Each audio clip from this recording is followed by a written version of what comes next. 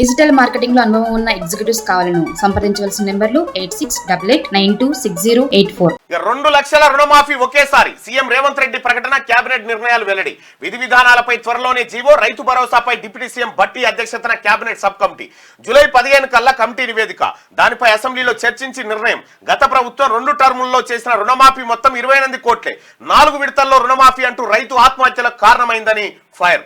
ఇక్కడ రుణమాఫీ ఎట్లా చేయబోతా ఉన్నారంటే కట్ ఆఫ్ తేదీ 2018 డిసెంబర్ 12 నుంచి 2018 డిసెంబర్ 12 నుంచి 2023 డిసెంబర్ 9 వరకు, అంటే ఈ 5 ఏళ్ల కాల పరిమితిలో తీసుకున్నటువంటి 2 లక్షల రూపాయల వరకు రుణం ఏదైతే ఉందో ఈ రుణం మొత్తం మాఫీ 31,000 కోట్ల రూపాయలు రైతుల ఖాతాల్లో జమ చేసి బ్యాంకుల లోన్లు కట్టబోతుంది తెలంగాణ. కేసీఆర్ చేయాల్సి ఉండే అసలు.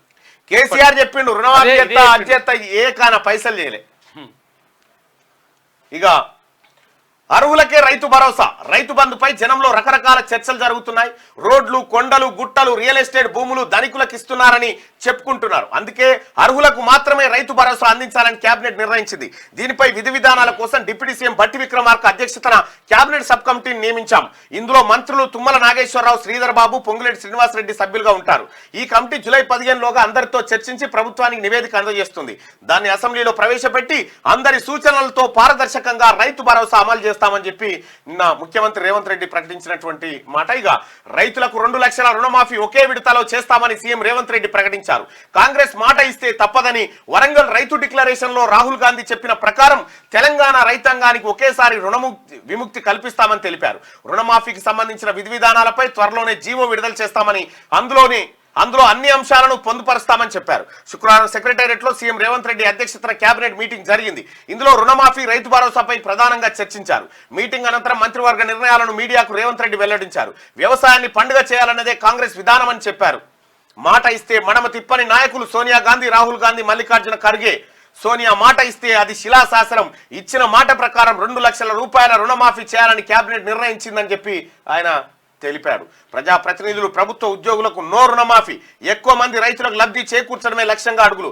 ప్రజాప్రతినిధులు, ఎమ్మెల్యేలకు, ఎంపీలకు, మినిస్టర్లకు వీళ్ళకెందుకు రుణమాఫీ? ఇక ప్రభుత్వ ఉద్యోగులకు రుణమాఫీతో పెద్ద సంబంధం లేదు వ్యవసాయంతో. సో కాబట్టి అసలైన రైతులకే మెజారిటీ లబ్ధి జరగాలనేటువంటి ఉద్దేశంతో వాస్తవానికి కూడా షెట్లకు, పుట్టలకు, గుట్టలకు, పెట్రోల్ బంకుకు, ఔటర్ రింగ్ రోడ్ కూడా రుణమాఫీలు ఇచ్చారు గతంలో. ఈసారి ఇక్కడ ఒక కేబినెట్ సబ్ కమిటీని వేసారు. నేను ఒక సూచన చేస్తా ఉన్న కేబినెట్ సబ్ కమిటీకి కూడా మార్నింగ్ న్యూస్ ద్వారా, రైతు భరోసా ఎకరానికి 5,000 రూపాయలు, ఎకరానికి 5,000 రూపాయలు గతంలో ఇచ్చేటువంటిది అది రైతు బంధు అనేది ఇప్పుడు రైతు భరోసా అంటున్నారు. ఒక మాట, ఇప్పుడు నిజంగా ఇది రైతులకే చేరవేయాలంటే రైతు 1 ఎకరాలో పండించినటువంటి పంట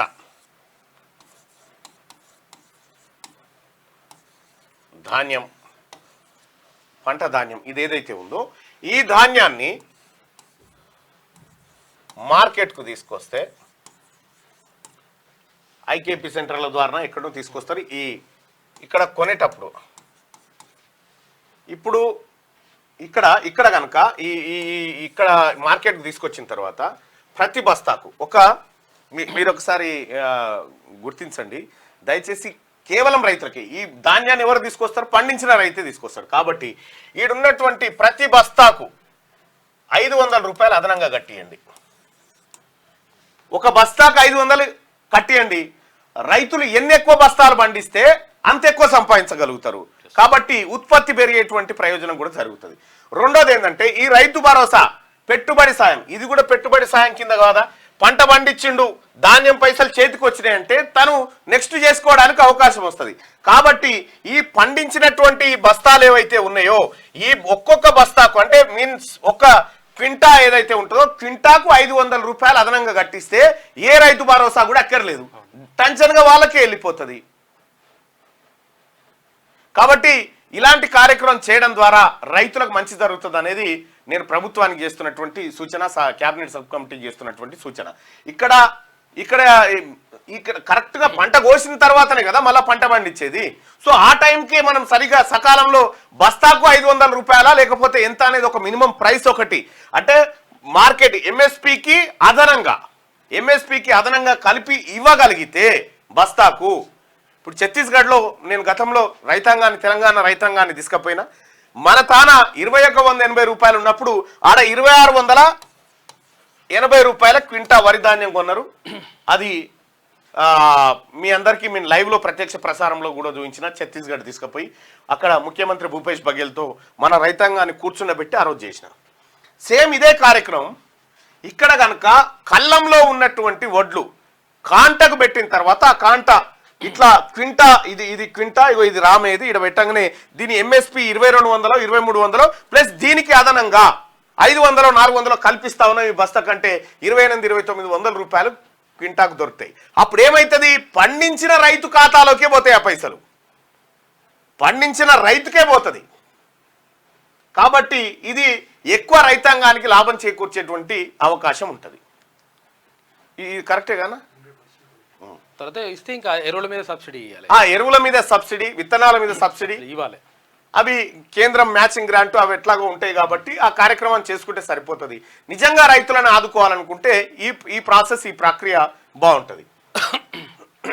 డిజిటల్ మార్కెటింగ్ లో అనుభవం ఉన్న ఎగ్జిక్యూటివ్స్ కావాలను సంప్రదించవలసిన నెంబర్లు 8688926084.